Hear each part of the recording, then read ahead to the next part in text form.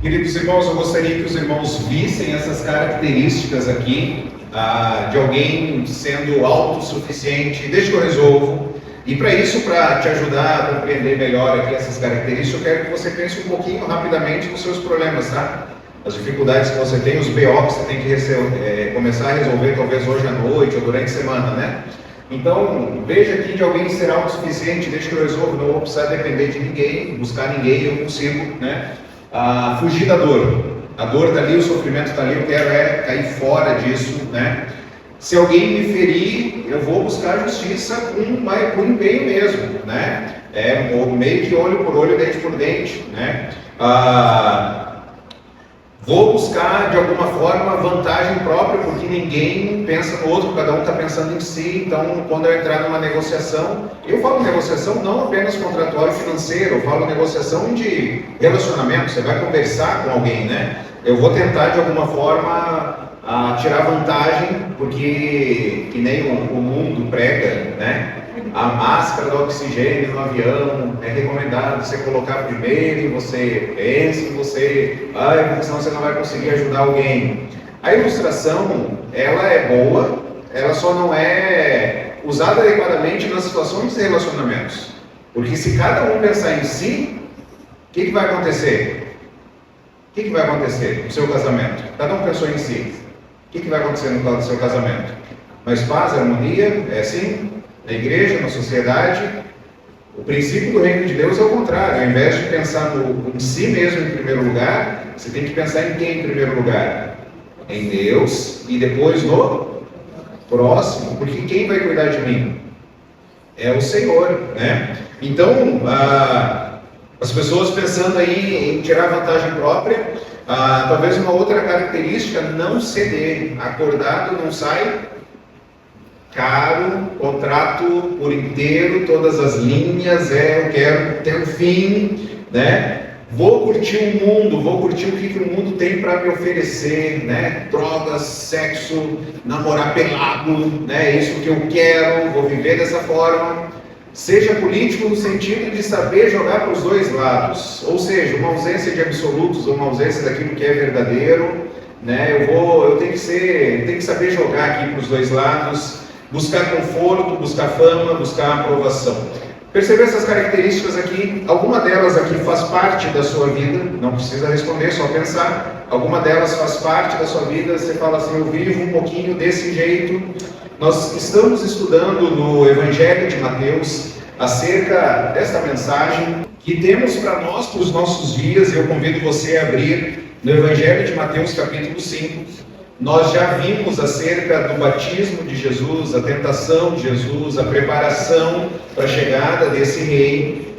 E agora Jesus ele vai apresentar um padrão, Jesus vai apresentar alguns princípios. O Messias chegou e ele vai falar acerca do caráter dessas pessoas, como que as pessoas que fazem parte do reino dele, elas funcionam, como que elas agem, né? E conforme nós temos visto, é muito importante nós refletirmos sobre a resposta que nós damos a esse rei. A resposta que nós damos a Jesus, o que ele espera de transformar na minha vida e na sua vida, na medida em que nós falamos assim, eu sou de Jesus, a minha alma é de Jesus, o meu coração é de Jesus, eu sigo a Jesus. Tem como a gente saber quem é de Jesus e quem não é? Quais são esses frutos? E Jesus vai mostrar então a característica dessas pessoas que se arrependeram e fazem parte do reino de Deus. Conforme eu mencionei já, no Evangelho de Mateus, ele é muito bem estruturado, apresentando uma mensagem. A mensagem aqui que Mateus está apresentando no livro, tá bom? Diz o seguinte: Jesus é o rei prometido que inaugura o reino dos céus, exigindo de todos uma resposta: recebê-lo ou rejeitá-lo. Não tem como fugir disso. Quando você olha para Jesus, ou você recebe a Cristo, ou você rejeita Cristo. Não tem meio termo. E como que Mateus vai fazer isso? Como que ele estruturou o Evangelho? Por 5 vezes aparece no livro a expressão ao concluir Jesus esse discurso, ou Jesus ao terminar de dizer essas palavras. Então, quando nós vemos essas repetições, quando você vai estudar um livro bíblico e até mesmo alguma literatura secular, não tem problema, é importante você prestar atenção nas repetições. Quando o autor está repetindo alguma coisa, é que ele quer nos ensinar algo. E Mateus ele repete essa expressão ao concluir Jesus esse discurso. Ao terminar de dizer essas palavras, por 5 vezes. Olha só, no capítulo 7, versículo 28, é onde ele está terminando esse primeiro bloco que nós veremos a partir de hoje, né?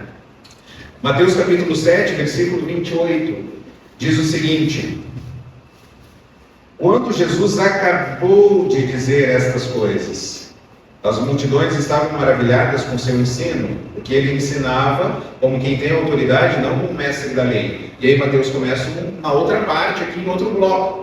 E aí depois vai aparecer mais à frente lá no 11:1, né? Ele vai repetir essa ideia. O que nós vemos na estrutura de Mateus? Nós vemos uma narrativa mais um discurso, fatos. O autor ele está apresentando alguns fatos que aconteceram, apresentando Jesus como rei. Depois que ele faz isso, ele apresenta um discurso do rei. O rei apresenta um discurso. E aí, no livro está dessa forma. Nós já terminamos aqui, ó, a preparação do rei.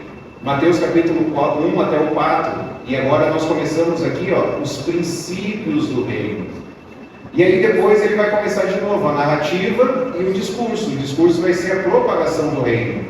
Depois vai ter a oposição ao rei, as parábolas do reino, a revelação do rei, quando ele torna tudo muito claro, a pedagogia, o ensino do reino. Capítulo 19 e 23, as exigências do reino e a rejeição do rei. As profecias, capítulo 24 e 25 de Mateus, sobre as profecias no final dos tempos, e aí por fim existe um desfecho aqui, onde a paixão do rei e o poder do rei se manifesta. Então, por que é importante essa mensagem de hoje? Porque nós estamos nessa pequena transição aqui, ó, da preparação do rei. O autor ele apresentou quem é Jesus, né? Ele está apresentando alguns fatores importantes, e ele vai entrar agora nos princípios do reino. Então, o Sermão do Monte, ele vai apresentar aqui as qualidades desses súditos, daquelas pessoas que fazem parte do reino, e aí esse relacionamento com o rei, tá bom? O que nós veremos hoje? Então, capítulo 5, nós veremos o versículo 1 até o 12, que é o bloco inicial aqui, mas hoje, na mensagem de hoje, nós veremos apenas a parte 1. Nós veremos então no capítulo 5, a partir do versículo 1, o que Jesus vai apresentar aqui para nós.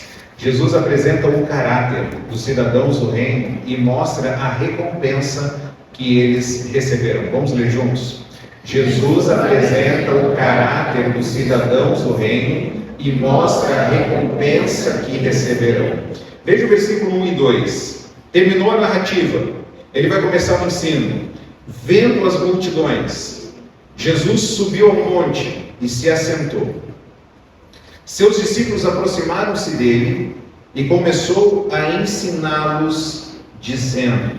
Antes de entrarmos no versículo 13, o que Jesus começou a ensinar, é muito interessante porque os feitos de Jesus, as curas que ele estava realizando, a propagação, Jesus ele se tornou conhecido por muitas pessoas, em muitas cidades. As pessoas estavam trazendo Jesus, e os versículos anteriores falam o tipo dessas pessoas, elas eram pessoas quebradas, nós vimos isso na mensagem passada, pessoas com problemas, e Jesus curou elas. E aí essas multidões estavam ali, Jesus olhou para essas multidões, e agora ele vai ensiná-las. Ele sobe um monte, esse monte que Jesus sobe, a localização é incerta, talvez é uma região de montanhas, não muito alta, é uma região ali que tem alguns montes, mas o texto diz que Jesus subiu ao monte, ele se assenta, uma postura que os mestres antigos faziam, eles se assentavam para ensinar os discípulos, e aí os seus discípulos chegam ao redor de Jesus e Jesus vai começar a ensinar. É mais ou menos agora, Jesus está dirigindo as suas instruções, as suas promessas, àqueles que se comprometeram a seguir a Jesus.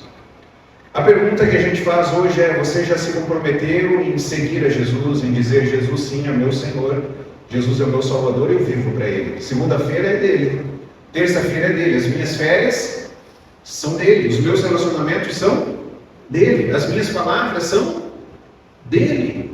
Na sexta-feira nós estávamos aqui, foi interessante que eu falei uma palavra torpe, e na hora o Espírito Santo falou, que isso? Eu falei, nossa, é verdade, né? E aí, irmãos, me perdoe por ter falado essa palavra, não deveria ter falado essa palavra. Se nós somos reis de nós mesmos, para que a gente vai pedir perdão? Para que a gente vai querer se humilhar? Mas quando nós entendemos quem é Jesus, nós fazemos parte do reino dele, a pergunta não é mais o que eu quero fazer, a pergunta é o que o Senhor quer que eu faça. Como o Senhor quer que eu resolva esse BO aqui na segunda-feira que eu tenho para resolver? Eu vou resolver com mentira, com engano, com falcatrua, com falta de ética cristã, eu vou resolver do jeito que o Senhor quer. Jesus ele vai apresentar essas instruções e promessas para aqueles que querem segui-lo. E a pergunta é, você quer seguir a Jesus? A resposta que você está dando para Jesus é meu rei. É Ele que manda na minha vida. E eu quero saber, Jesus, o que o Senhor espera de mim, no meu casamento, com os meus filhos. Então, Jesus ele se assenta, os discípulos se achegam ao redor dele, e é interessante que ser discípulo de Jesus é muito mais do que ser um aluno, é muito mais do que ser um aprendiz, é alguém que vai compartilhar a vida, vai se relacionar, ele vai seguir, é muito mais do que você pegar uma caneta e um papel e começar assim, o que ele está falando? Deixa eu anotar aqui. Eu quero aprender, me relacionar com Jesus, eu quero ter um relacionamento com Jesus. E nós veremos lá no final de Mateus, quando Jesus chega para os discípulos e fala, vão pelo mundo todo e façam o quê? Discípulos.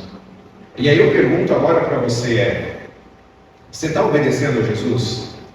Você está discipulando alguém? Você está ensinando para alguém o que Jesus nos deixou?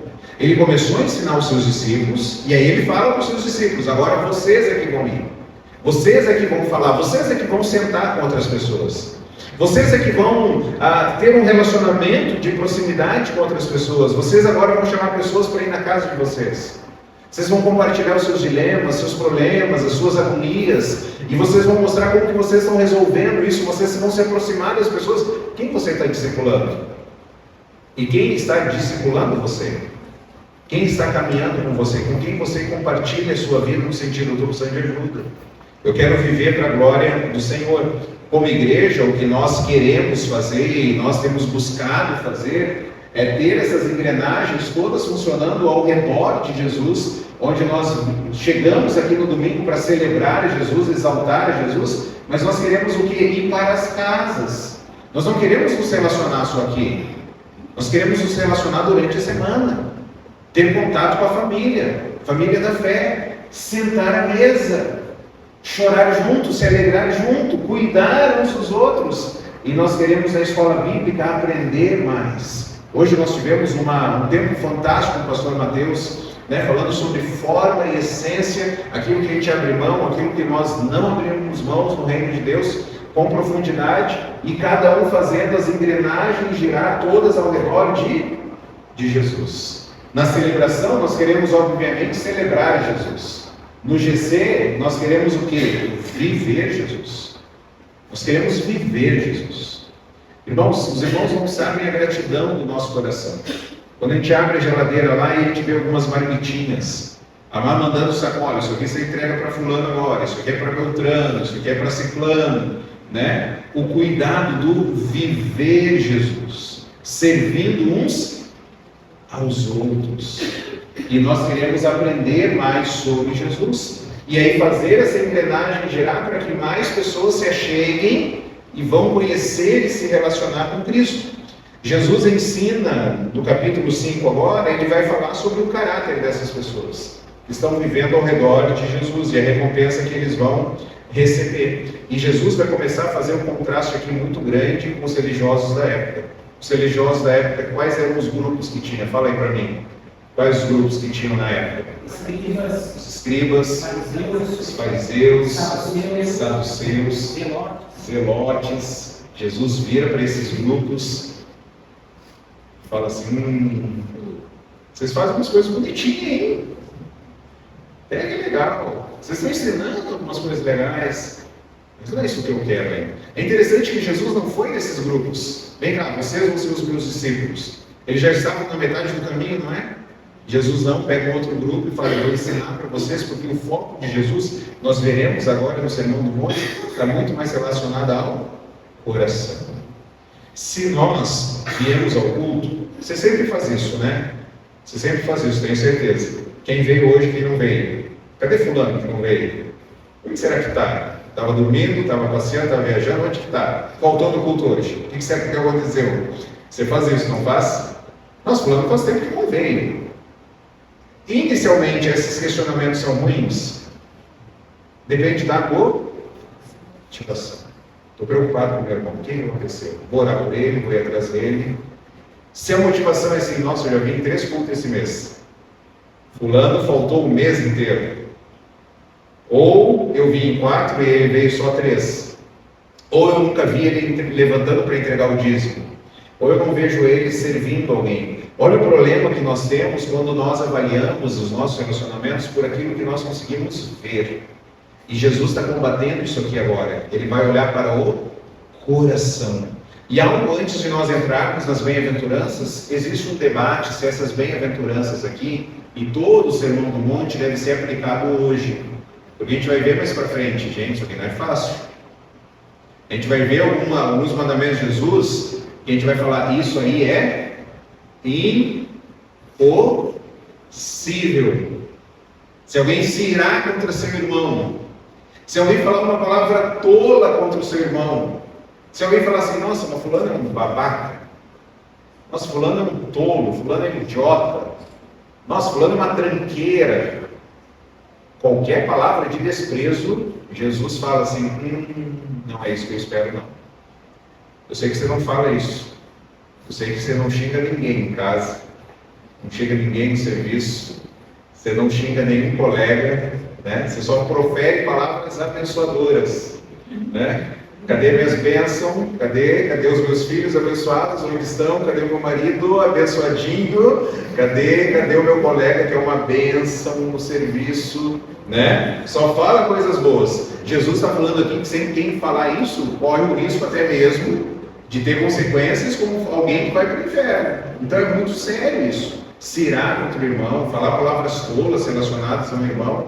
E aí então, será que esses mandamentos são para hoje? A resposta é sim. Começa hoje. Mas nós vamos conseguir viver todos eles hoje? Não. Mas esse é o nosso desejo. Amém? E aí ele começa então no versículo 3. Bem-aventurados. Ele vai repetir essas ideias nos próximos versículos. Bem-aventurados, bem-aventurados. A ideia dessa expressão bem-aventurado aqui é uma alegria perfeita, tá bom? É uma alegria plena. E você vai ver alguns paradoxos aqui, como alguém tem uma alegria plena e está chorando ao mesmo tempo. Né? É um paradoxo da vida cristã. Bem-aventurado, então tem uma alegria divina, uma alegria perfeita, uma alegria além das circunstâncias. Não olha as circunstâncias. Não. Não é circunstâncias que vão me deixar feliz. Não é se meu time vence eu fico feliz. Não é se eu tenho dinheiro para pagar as coisas que eu fico feliz. Eu fico feliz porque eu tenho uma alegria diferente, que ela não é medida nas circunstâncias. É o máximo da alegria espiritual. Bem-aventurados, então, são quem? Ele começa falando, bem-aventurados são os pobres de espírito, pois deles é o reino dos céus. Jesus já começa fazendo um contraste aqui com os religiosos da época, que eram orgulhosos, eram arrogantes, eram avarentos. Pobre ou humilde aqui, ele não está falando dos pobres materialmente, tá bom? Senão a gente ia falar, beleza, essa aí já passou, vamos para a próxima, todos nós somos pobres, né? Então essa aqui a gente já conseguiu. Não é esse tipo de pobre aqui não, tá bom? Os pobres, os humildes aqui de espírito, o que Jesus está querendo dizer? Não são aquelas pessoas de autocomiseração, coitadinho de mim, na vida, aos céus, né? Não é isso, tá bom? É alguém pobre de espírito, é alguém que tem uma avaliação correta de si mesmo. E tem uma avaliação correta de Deus. Vou te dar um exemplo. O que é alguém pobre de espírito? É alguém que entende, falar assim, eu não consigo mudar o meu casamento. A pessoa ela reconhece isso, eu não consigo mudar. Eu não consigo mudar o meu filho. Eu ouvi de uma esposa ontem e hoje,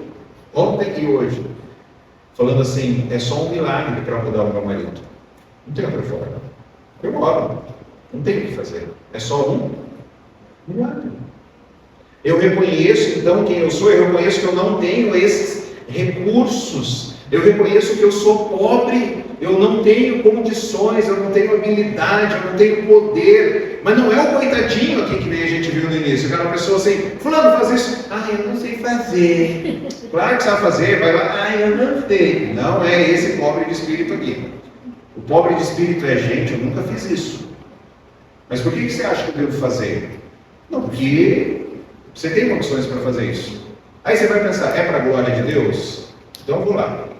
Então o pobre de espírito reconhece que não tem recursos, mas reconhece quem Deus é. Entendem que a vida cristã não é difícil. Eu já falei isso para os irmãos, né? Vida cristã não é difícil. A vida cristã é o quê? Impossível. A gente não consegue viver aquilo que Deus espera de nós, porque é Deus vivendo em nós. Meditei nesse texto, orei sobre esse texto, quero caminhar com calma nesse texto, pequei 3 vezes antes de vir para o culto. O Espírito Santo falando, e o texto? Pois é, o texto. Senhor, me ajude. Não está em mim. A minha vontade era quebrar o computador. A minha vontade era socar o computador. A minha vontade era socar o carro. Era socar um senhor de idade atravessando a rua. Era o contrário. A capacidade está em mim. Filho de pastor, fez seminário, está estudando o texto, não está em nós, irmãos. Nós não conseguimos. Então, pobre de espírito é alguém que entende quem é, mas entende quem Deus é. Você sabe que você é insuficiente. Você, mãe, é insuficiente para discipular as 3 meninas, cuidar das 3 meninas. Os jovens são insuficientes para manter a pureza. Os jovens querem namorar pelado. Os adultos querem namorar pelado. Os casados querem se divorciar. Os filhos querem sair de casa. Os pais querem espancar os filhos. Não espancam para não perder o réu primário. Tem outras proteções, né? Nós somos insuficientes. E aí reconhece que Deus é o todo suficiente. Você consegue entender que pobre de espírito aqui, então, é alguém que entende a sua pobreza espiritual. Eu não tenho recursos. Eu não consigo. Essa pessoa, ela deixa a arrogância de lado e ela corre para Jesus em humildade. Por isso que algumas versões diz pobre de espírito ou humildes. Ele corre para Jesus e fala, Jesus, me ajuda, Senhor. É mais ou menos aquela oração, né, que algumas pessoas fazem, Senhor, me dê sabedoria e me dê paciência. Porque se o Senhor me der força, eu vou matar. Senhor, me ajuda, Pai. Eu preciso da sua ajuda. Irmãos, esse texto aqui, de não ter recurso em si mesmo, esse texto aqui ele fala muito comigo. Porque eu falo tranquilamente, sem Jesus, eu não estaria casado. Não estaria casado. Sem Jesus, eu não teria filho. Sem Jesus, eu não teria 2 filhos. Sem Jesus, eu não teria 3 filhos. Sem Jesus, eu não seria pastor. Sem Jesus, eu não estaria vivo hoje. Porque eu não tenho recursos para tudo isso. E quando eu analisava a minha vida sem olhar na perspectiva de Jesus, eu só via uma solução para mim. Qual é? Deixa eu libertar a alma desse corpo. Deixa a alma ser livre. Se esse mundo tem mazelas, esse mundo tem sofrimento, para que viver aqui? E aí quando a gente conhece Jesus, a gente vê, de fato, eu não tenho recursos. Mas Cristo tem. Nossa, mas como você aguenta passar por problema? Eu não aguento. Quem dá forças? É Jesus. Como são felizes as pessoas que entendem que são pobres de espírito. Como são felizes aqueles que falam assim, vão chegar em casa diante dos problemas, vão chegar no serviço diante dos problemas, vão olhar os filhos, os cônjuges, vão falar, Deus, eu não tenho recurso para lidar com isso. Me falta bagagem, me falta envergadura. Como são felizes as pessoas que são pobres de espírito. A recompensa é, o reino dos céus é para essas pessoas. Essas pessoas, elas chegam no reino dos céus. Porque elas não chegam batendo no peito, eu sou mais eu, hein? Eu fiz, eu faço, eu aconteço. Elas chegam no reino dos céus. O reino dos céus é muito mais um presente, uma recompensa, do que necessariamente uma conquista. Você não conquista, você recebe. Aquelas que reconhecem que precisam de Jesus em sua vida, se rendem a Jesus, elas vão poder chegar e experimentar o reino dos céus. E irmãos, tem momentos que a gente só consegue experimentar o reino dos céus, às vezes é na dor, às vezes é no sofrimento. Com base no que eu falo isso? Lembra de Jó? Antes eu te conhecia de ouvir falar, mas agora, depois de ter enterrado os meus filhos, mas agora, depois de ter perdido os meus amigos, mas agora, depois de ter perdido a minha saúde, mas agora, depois de ter me tornado pobre, perdido todos os meus bens, agora eu vi o Senhor. Eu ouvi a sua voz.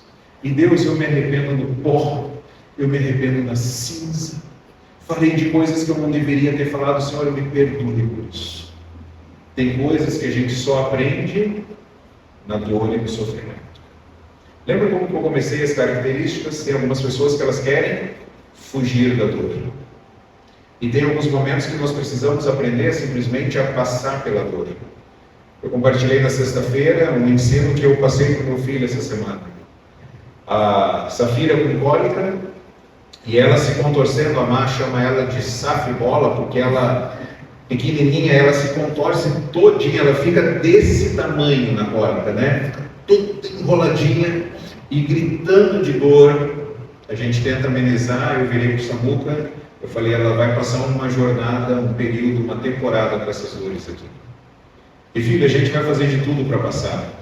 Bolsa de água quente, virar para baixo, ajudar, e põe daqui, põe de lá, vai virando, põe de cabeça para baixo, vira, né? Tenta fazer de tudo para passar a dor. E filho, a dor não vai passar. A dor não vai passar. Ela vai ficar um tempo com essa dor aqui. A lição é para você, Samuca, que você precisa aprender o mais cedo possível, é que a dor não vai passar. Mas é você que tem que passar pela dor.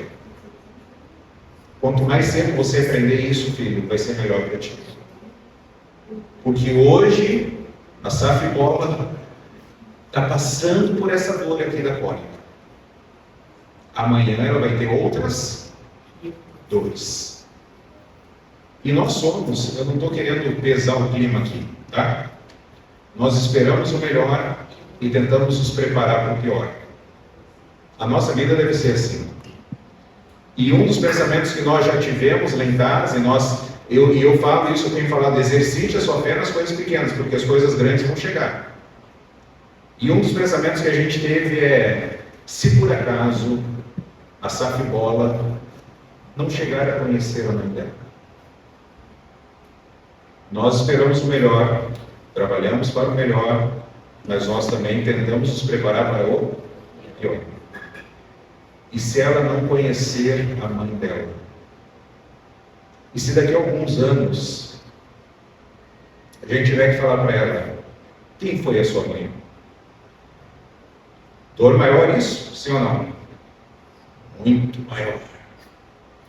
Trocaria uma dor dessa por uma cólica? Ah, com certeza. Lembra os seus problemas? Antigamente, as meninas têm algumas dores, a Michelle, como mãe, tem outras dores. As irmãs de mais idade têm outras dores. Talvez as mães falariam assim, eu queria ter as meninas ainda, os filhos tudo debaixo da minha casa, que eu conseguia proteger. Os filhos bateram asa, estão com outros problemas, aí as mães sofrem. Nossa, como que eu queria proteger, mas eles já bateram asa, já fugiram, já saíram do ninho.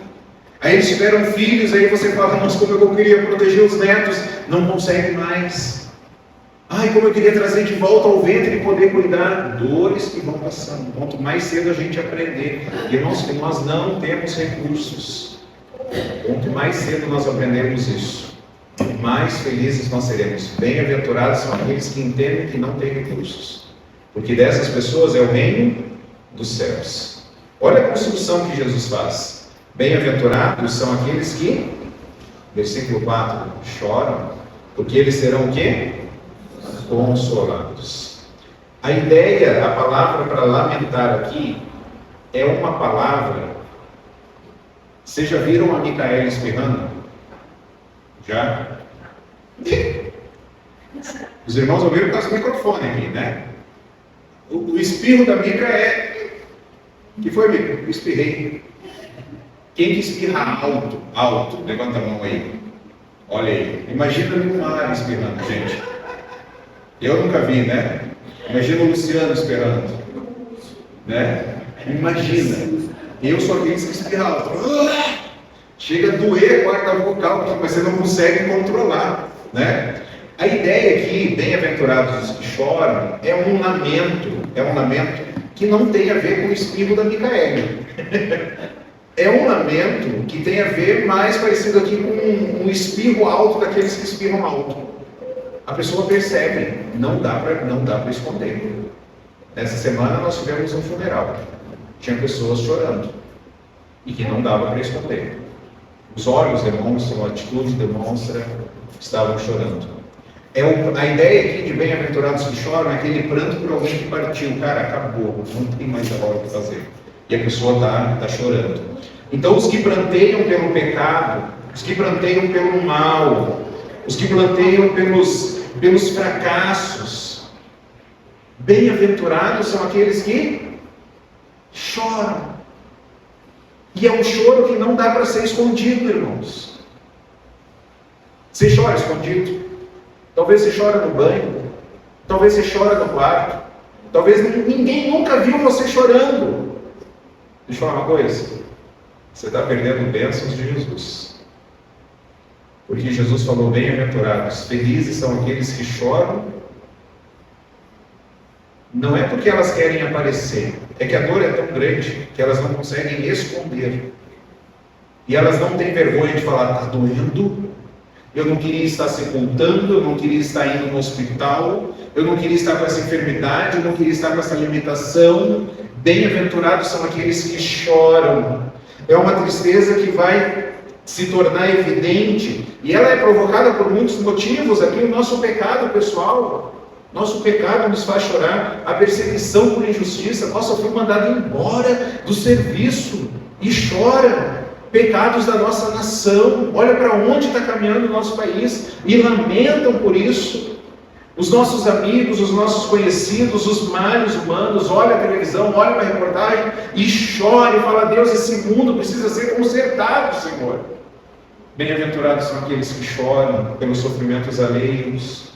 O fato é que nós choramos. Eu choro e você chora. Mas é interessante que esse colocar para fora, lembra que a ideia do choro aqui é algo que até vem a se tornar público. Você não consegue esconder. A vantagem, a bênção, a recompensa de você colocar para fora, bem-aventurados que choram, nós seremos o quê? Consolados, curados, restaurados, libertos. E é interessante que nós choramos porque nós perdemos, sim ou não? Nós choramos porque nós perdemos. Quando você chora por algo que você perde, você abre espaço para receber algo que você ama. E quem que você ama? Jesus. Bem-aventurados aqueles que choram, porque eles vão abrir espaço agora para receber e conhecer e se relacionar com quem? Com Jesus.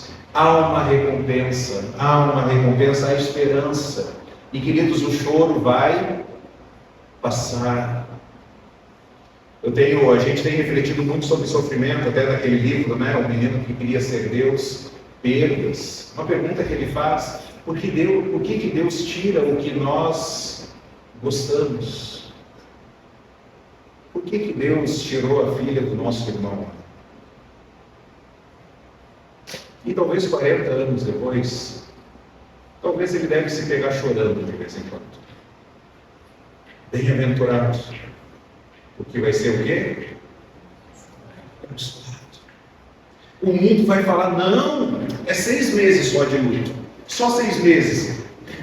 O luto é o tamanho da perda. A minha perda foi desse tamanho, como é que eu vou ficar de luto só 6 meses? Não tem mais como. Irmãos, olha que incrível isso. O choro, nós choramos aqui, mas esse choro vai passar, esse choro vai acabar. Nós seremos consolados, nós seremos amparados por Jesus, nós seremos consolados por Ele. Lembra do Salmo 30, versículo 5? O choro pode durar uma noite, mas a alegria vem pela manhã. O sol da justiça vai raiar, Malaquias 4:2. Jesus é o sol da justiça, Ele vai raiar e lá Ele vai enxugar todas as nossas lágrimas. O texto não para por aí. Versículo 5 fala: bem-aventurados os humildes, ou mansos, algumas versões, pois eles receberão a terra por herança. Manso aqui, humilde, é alguém meigo, é uma pessoa tranquila diante das ofensas. Sabe o Rottweiler, que ele só está olhando um pincher latir para ele? O pincher está... O Rottweiler só está olhando. Ou se eu quisesse, e o pincher da linha. O Rottweiler está tranquilão lá. E o pincher está doido, né? Sabe o pincher, né? Cachorrinho daquele tamanho endemoniado. Esses bichinhos aqui tem demônio. Ficam doidos aqueles cachorros lá. E o Rottweiler, o pitbull, está lá tranquilão, né? Alguém manso, alguém humilde aqui, é alguém que não tem desejo por vingança. Imagina o pitbull, né? E o pincher está lá, né? Você é fraquinho, você não sabe nada, não sei o quê, e fala para os outros pincher, né? Botei aquele cachorrão lá para correr, botei mesmo, né? E o pitbull assim, beleza, ele não quer se vingar. Ah, tá falando mal de mim? Não tem problema, não quero me vingar. É uma disposição aqui, esse manso, humilde, é uma disposição diante de Deus, que a pessoa ela se coloca em submissão a Deus. Ela fala: Deus, é a sua vontade, é o seu tempo. É interessante que pobre de espírito é alguém que reconhece que não tem recurso, certo? Agora, manso, a ideia é diferente, a ideia é de uma energia controlada. É o pitbull que está controlado, é o Rottweiler que está controlado, certo?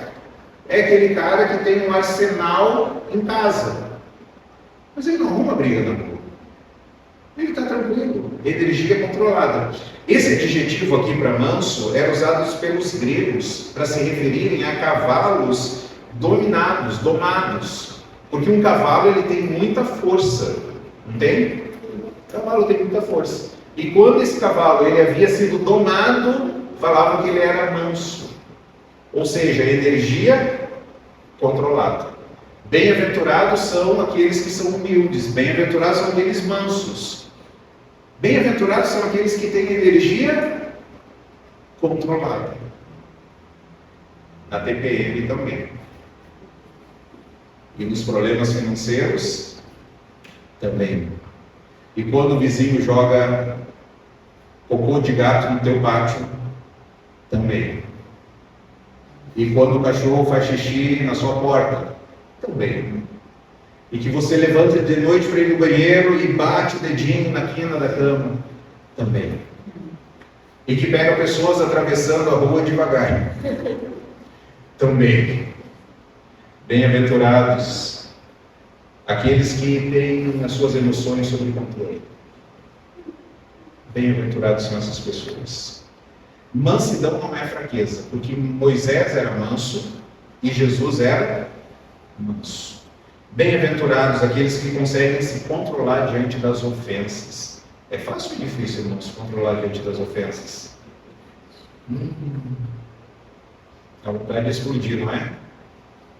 A vontade é falar um zaf, a vontade era fuzilar com o olho, chega a saltar aqui a veia, né? As veias da testa, às vezes a pessoa começa a ficar tudo cheio de sangue, né? Você fala misericórdia, a pessoa está ficando iradíssima.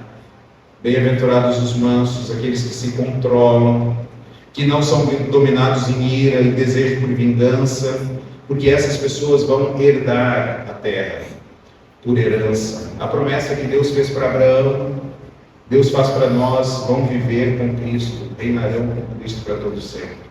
Aqueles que têm uma energia controlada. Por que elas têm essa energia controlada? Porque elas se submeteram a quem?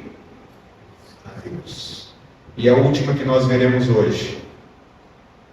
Versículo 6. Bem-aventurados os que têm fome e sede de justiça, porque ficarão satisfeitos. Olha que interessante. Energia controlada diante das ofensas. Algo errado aconteceu, algo injusto aconteceu, e você está tranquilo. Mas o seu coração, você tem fome e sede do quê? De justiça, Senhor. Faça justiça. Deixa claro como uma alvorada. Eu estou buscando fazer o que é correto. Bem-aventurados, é interessante que Jesus usa aqui as necessidades básicas da sobrevivência humana, comer e beber, mostrando que a busca por comida e bebida deve ser uma questão, não deve ser só pelas questões espirituais. O que eu vou comer hoje depois do culto? O que tem de lanche depois do culto? Será que ainda tem aquele macarrão que sobrou do almoço, aquela lasanha que sobrou do almoço? Não, é um desejo por justiça. Deus, eu quero que as coisas estejam corretas. Bem-aventurados aqueles que desejam fortemente a retidão. Deus, eu quero que a minha casa fique em ordem, Senhor. O meu marido fique em ordem, os meus filhos fiquem em ordem, a louça fique em ordem, as roupas fiquem em ordem, os pagamentos fiquem em ordem, as minhas emoções fiquem em ordem. Senhor, eu quero que as coisas fiquem em ordem nesse mundo. Senhor, a gente está entrando em agora a campanha eleitoral. Quem que vai aguentar os próximos dias? Essa a gente vai começar só a dar, só deixou de seguir. Depois da eleição a gente volta a seguir algum. Mas não aguentamos mais, Senhor. Promessas vazias. Um país tão rico igual o nosso, e tão pobre, tão miserável, tantos desvios. Tem fome e sede de justiça. Olha só que interessante. Bem-aventurados aqueles que não vivem como o mundo, aqueles que choram, aqueles que ficam sob controle diante de situações injustas, mas essas pessoas em tudo elas têm um desejo muito grande no coração. Elas têm fome e sede de justiça. Senhor, organize todas as coisas, Senhor. Coloque em ordem todas as coisas. Amém? Coloque a igreja em ordem. Coloque a sociedade em ordem. Coloque a minha casa em ordem, coloque os meus relacionamentos em ordem, e a recompensa, o que o texto diz? Essas pessoas serão o quê? Satisfeitas, o desejo vai ser atendido, vai se tornar realidade. Jesus vai organizar esse mundo, irmãos. As coisas ficarão em ordem. Lembra que eu mencionei para os irmãos alguns aspectos do Sermão do Monte? As pessoas vão falar assim, cara, não dá para aplicar tudo. Sim, dá para a gente começar a aplicar. A gente viu 4 hoje. 4 áreas, mas quando nós olhamos para essas áreas, nós falamos assim, Deus, tem um problema aqui. O problema para mim conseguir isso aqui é muito difícil, você concorda? Por que é muito difícil? Porque ser é mais difícil do que obter. Se você deseja ter um carro novo no final do ano, você faz um planejamento. E talvez no final do ano você está com um carro novo, um celular novo, com a casa nova. Mas com relação ao caráter? Ah não, até o final do mês eu vou ter todas as virtudes aqui.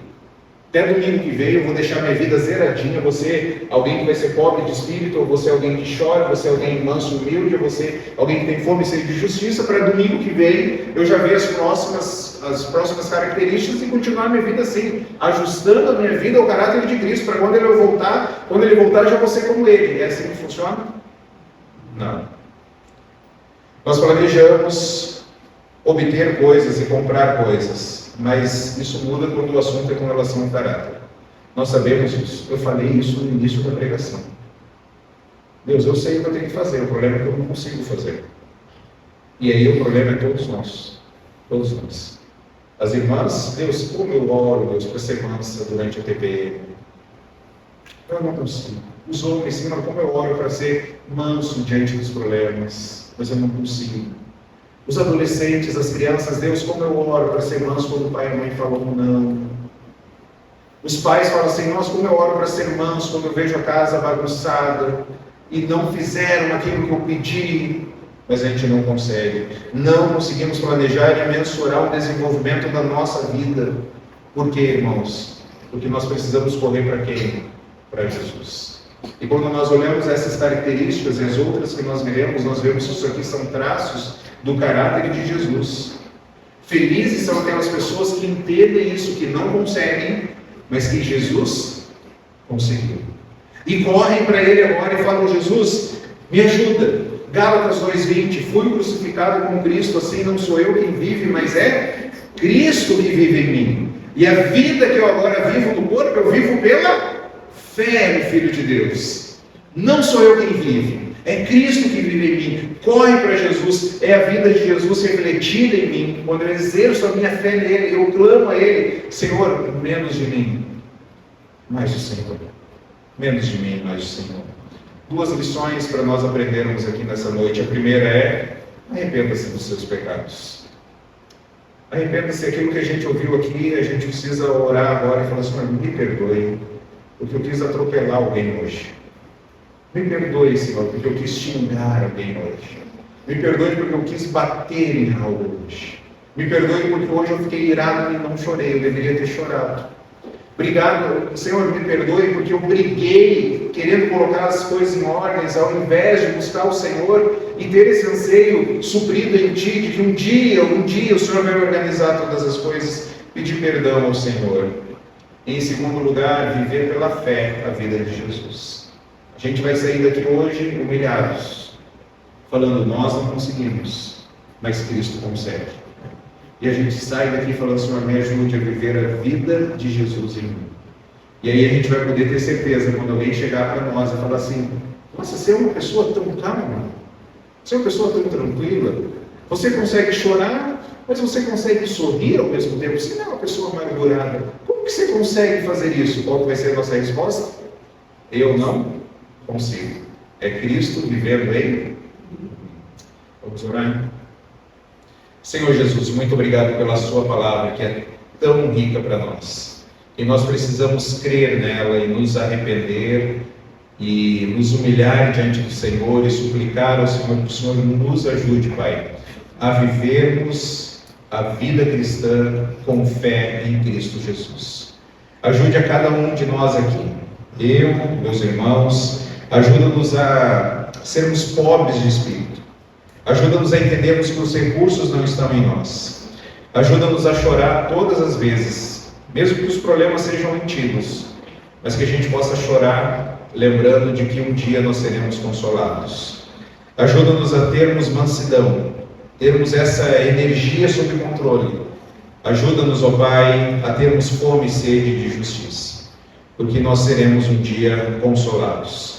E ajuda-nos, ó Pai, então, a praticarmos esses aspectos do caráter do Senhor em nossas vidas, e que os nossos casamentos possam experimentar a sua luz, a nossa igreja possa experimentar a sua luz, e a sociedade possa experimentar a sua luz. Obrigado por Jesus, é no nome de Cristo que nós oramos. Amém. Amém.